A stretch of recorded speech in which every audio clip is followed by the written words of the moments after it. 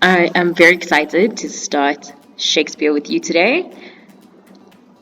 So, we are going to do Romeo and Juliet. And Romeo and Juliet is a brilliant play with very rich language, and it's actually about teenagers just like you. But first, I want to take you on a little journey to Elizabethan England.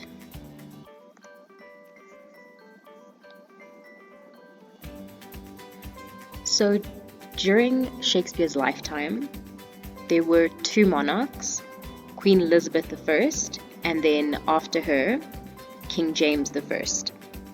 So King James was quite the influencer. He is actually the same king that commissioned the King James version of the Bible. At this time, there was something called the chain of being.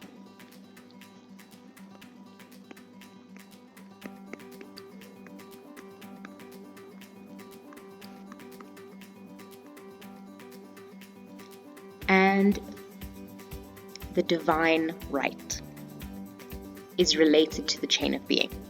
So the divine right is the fact that the king is God's representative, or was back then, believed to be God's representative on earth.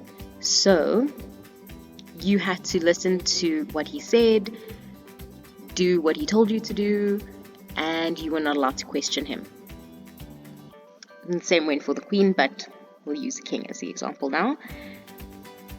And the chain of being is a little diagram that illustrates this way of thinking. So there is a hierarchy with God being at the very top, then angels, then the king. So he, or the queen, would be the first person on the hierarchy, and then only after them would be other people like the nobility and then the peasants at the bottom. Then you get animals, plants, and then other things that aren't actually alive. So, according to the chain of being, the closer you are to God, the more you are governed by reason. So your actions are logical, you are not emotional, you think clearly about the choices that you're making. But if you are governed by passion, so your emotions, and not by logic, then you fall under the more animalistic side of the hierarchy. So for example, within the chain of being, men are higher up on the hierarchy than women because men were believed to be more logical, more governed by reason, whereas women were governed by their emotions, according to the Elizabethans.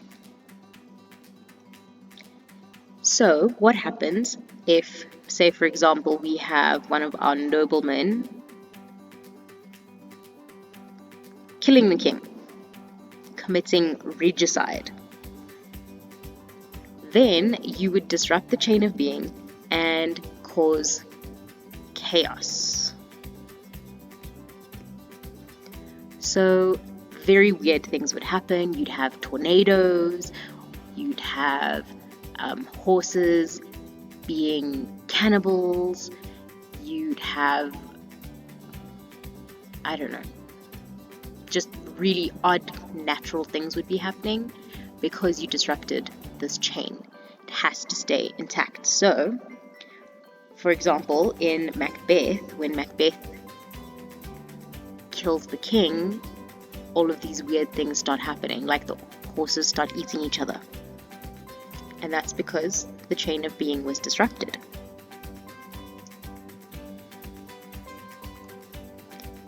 Next, a belief that the Elizabethans held was the Wheel of Fortune.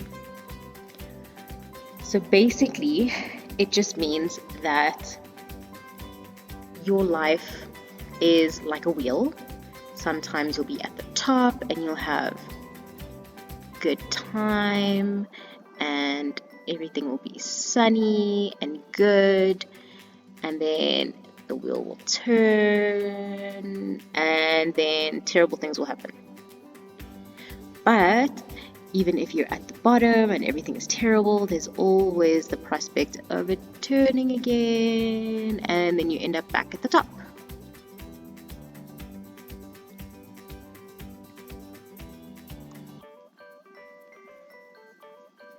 So during the Elizabethan era, beauty standards were very different and very specific.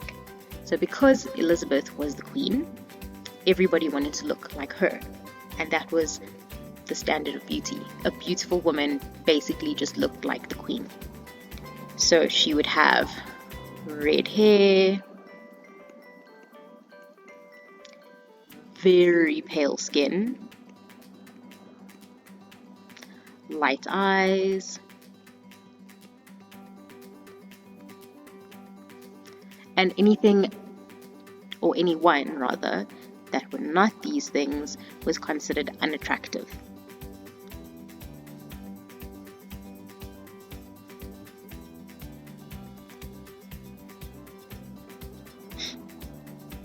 Okay, next, these are the 4 humors. Now, by humors, I don't mean haha, funny. It's essentially a method that doctors during the Elizabethan era used to treat patients. So there was this theory that you had all of these different things in you. So these parts here, these humors, and they had to stay balanced so that you would be a balanced person. So if you had, for example, too much phlegm or too much blood, so sanguine referred to blood,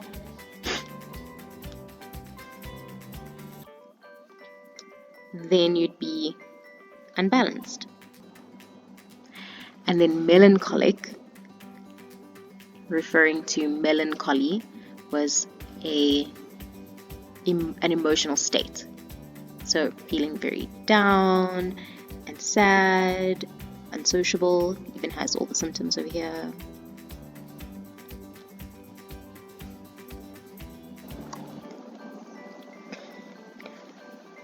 Okay, now we can move on to the 2 contrasting religions that were present during the Elizabethan era. We had paganism and Christianity. So obviously we know Christianity, we've all been exposed to it to some degree. They believed in God, they believed that Jesus was the Son of God, they went to church. That was a very important part of their lives. They believed that God was or is the creator of everything, the supreme being.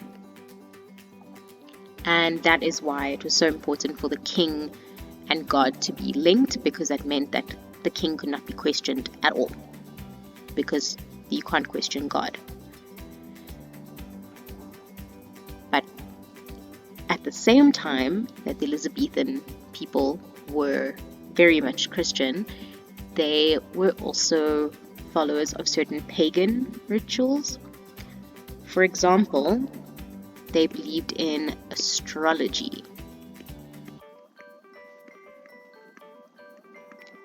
So you probably have been exposed to astrology to a certain extent. You know, when you go and look at your horoscope and it says, if you are a Taurus, you're going to have a fantastic day, but you need to be careful with your money. Or if you're an Aquarius, you're going to find love, but you need to make sure that you choose the right person, or that type of thing. So that's astrology, and that is basically what the Elizabethans believed in. They believed very strongly in things like star signs. So if you had a particular star sign, say you were an Aquarius, and according to your star sign, you are completely incompatible with Taurans. So that meant that you should not be with a Tauran at all, because otherwise it's just going to be disastrous. So I'm sure you've all heard the quote or the term star-crossed lovers with regards to Romeo and Juliet, and that is referring to their astrological signs. So literally they were born under the wrong stars or wrong star signs to be together. So we knew it was always going to end badly. So now I'm going to give you some facts about good old Shakespeare. He was born in Stratford-upon-Avon.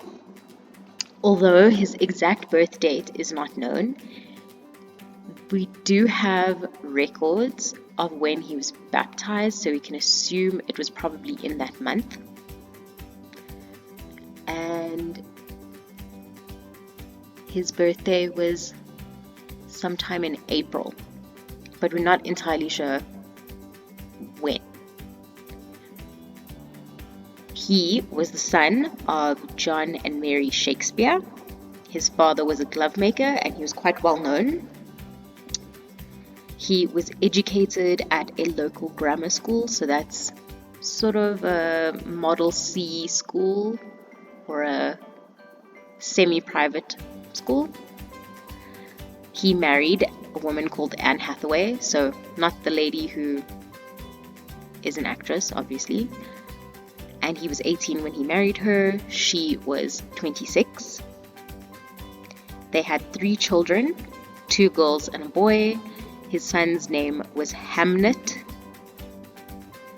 and he passed away when he was a little boy.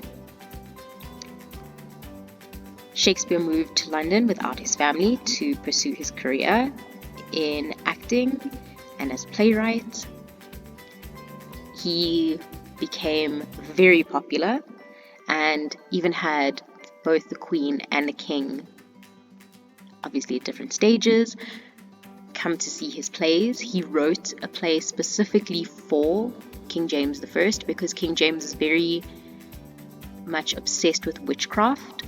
So Shakespeare wrote the play Macbeth, which is also very focused on witchcraft and also actually about King James's ancestor. And in 1613, Shakespeare returned home and he died 3 years later. Now, this is the globe.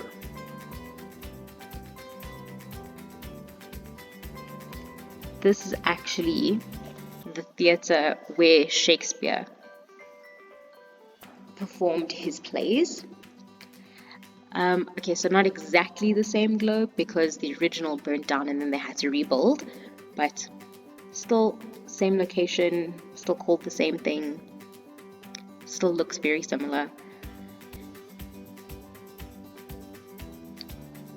So as you can see, this is the stage over here, so we'd have our little actor over here. And the pit is where you'd have your poorer people standing. They wouldn't have seats. The gallery is where you'd have richer people sitting and watching.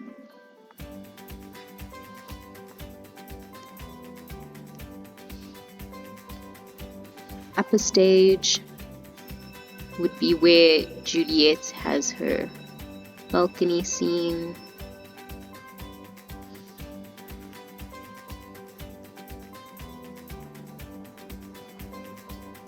And then there are other things you can have a look at, like the discovery space, wardrobe and storage, and so on.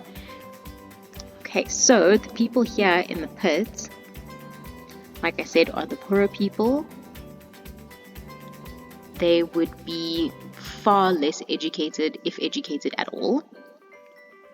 So to entertain those type of people, Shakespeare included a lot of very inappropriate jokes so that those people would be entertained.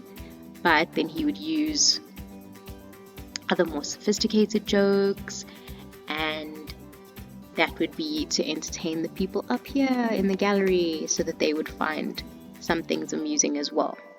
So he tried to make his plays accessible to everyone.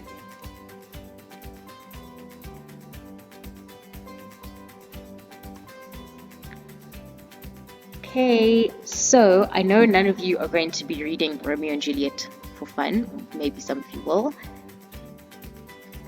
But there are spoilers coming your way. Please get your play ready and open up to the page where you have your prologue.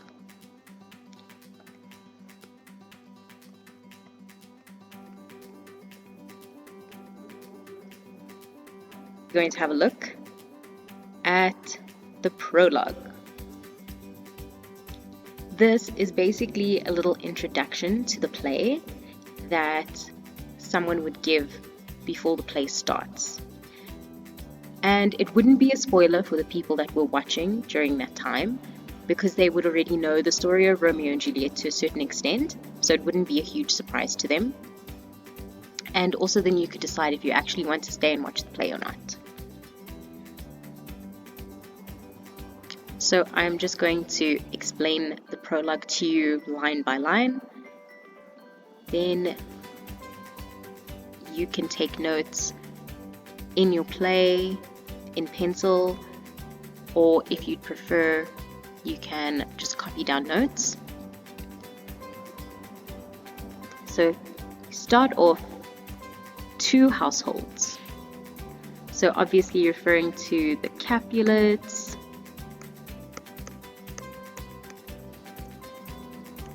and the Montagues.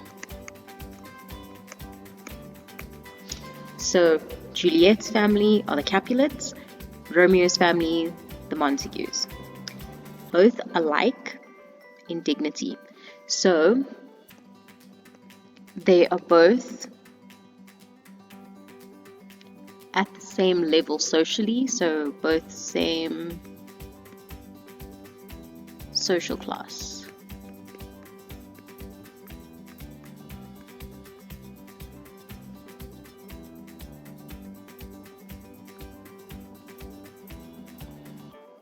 In Fair Verona, where it takes place,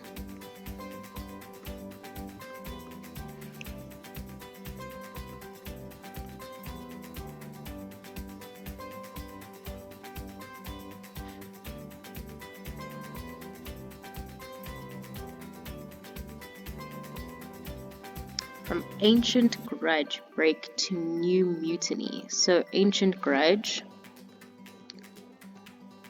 old or long-standing fight.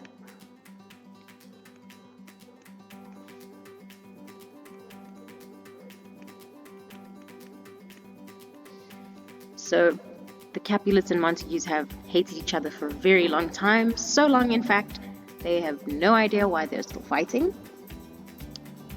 And it leads to new disputes. So, a very long time ago, great-great-grandpa Capulet and great-great-grandpa Montague may have had a fight over who got the last piece of chicken at a dinner party.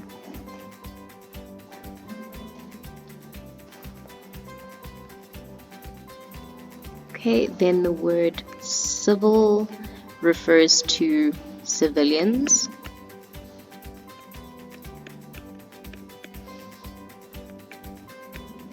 So citizens of the town, and also well-mannered.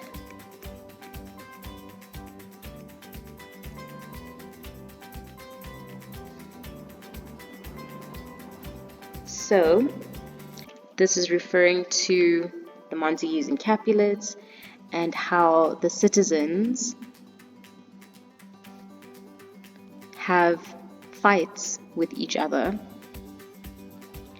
and all of them are guilty. They all have unclean hands. They're all involved in this. Even the servants, who are not actually Montagues and Capulets, they even fight with each other.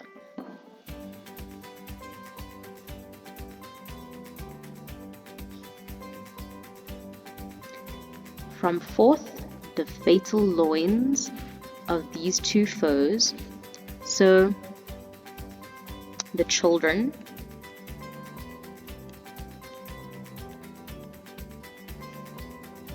of the two houses,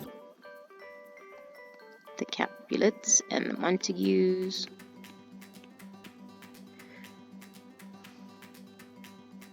and then we have the word fatal, which shows us something bad is going to happen to them. From the beginning, we know.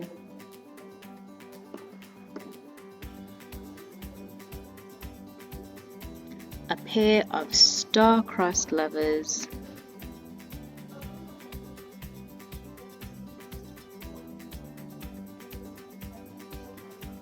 take their life. So we know Romeo and Juliet are going to commit suicide at some point.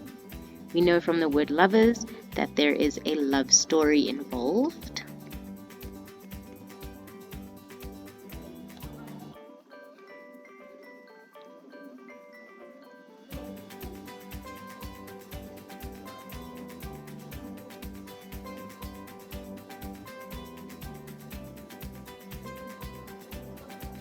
Whose misadventured, piteous overthrows do with their death bury their parents' strife. So, what happens between Romeo and Juliet, R and J, leads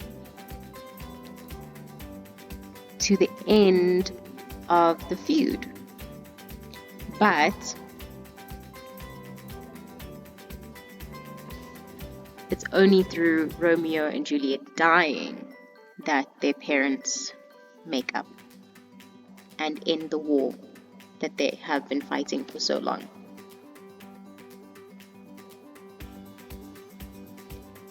Then the term death marked love.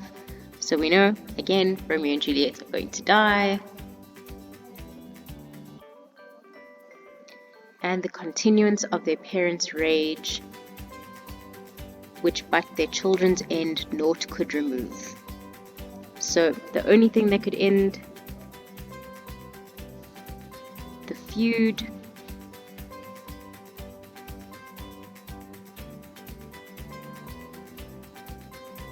was their children dying. Is now the 2 hours traffic of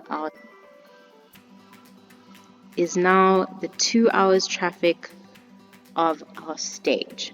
So we know the play is 2 hours long, and all of the above information is the plot of the play. The which, if you with patient ears attend, what here shall miss a toil, shall strive to mend. So, what they failed to mention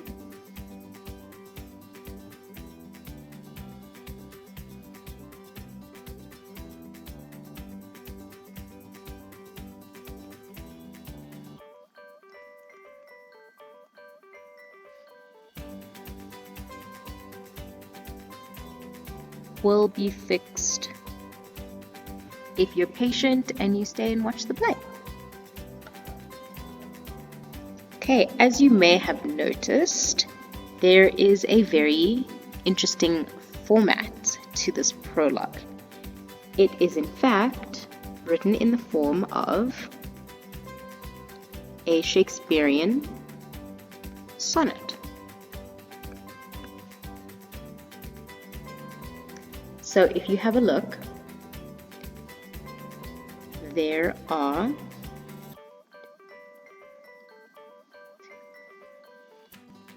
14 lines, and remember we covered rhyme scheme. If you have a look at the rhyme scheme, it is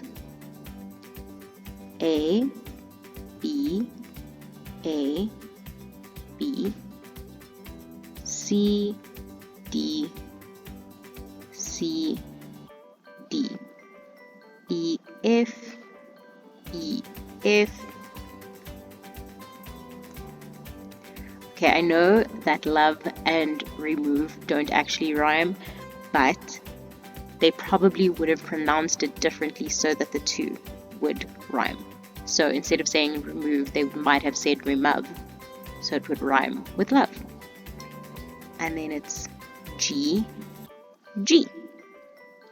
So rhyme scheme, again, A, B, C, D, C, D, E, F, G, G. So 14 lines, and it's made up of 3 quatrains. So that's 3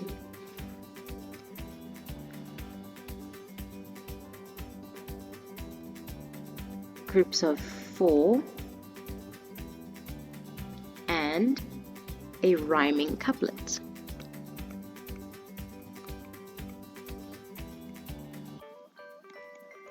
So that is the GG part, the rhyming couplet, and in between these 3 quatrains and your rhyming couplet, we have what is called a volta, also known as a turn. And this is basically a twist. So we have this whole plot summary, the explanation, and then after the turn, at the turn, you have the person explaining if we happened to leave something out, then we will fix it. So this is referred to as in Elizabethan because that is the era it was written in, or that it was popularized, or a Shakespearean sonnet because it was popularized by Shakespeare. You also get a Petrarchan sonnet, but I will explain that to you another time. Okay, this is the activity I would like you to do after you've watched this video. Please draw 4 key stages. 1, 2, 3. Please draw the 4 key stages of the story based on the prologue. And under each stage, so you would put 1, 2, 3, and 4. And then under each stage, write a quote. And if you are quoting, you always include quotation marks.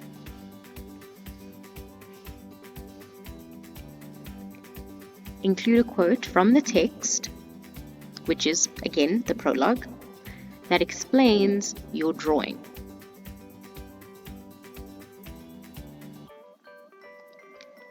So, for example, if we had to say that one of the key stages is that Romeo and Juliet fall in love with each other, so let's say it's stage number 2.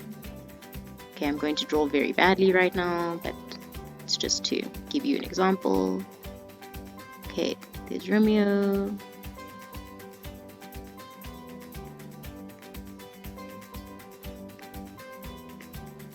There's Juliet. And there was guessing. Ta-da! Okay, look, I know that they look like fish, but I'm not going to judge your drawing ability at all. I just want to see that you understand what the play is about and that you have a basic understanding of what is written in the prologue. So please don't worry about your drawing skills. Just do the best that you can, and please submit your activity via email by next week Monday, please. Also, please complete the activity either on a piece of exam pad paper if you don't have your English workbook, or ideally in your English workbook, please. Okay, that's all from me. Take care of yourselves, and I hope to see you all soon.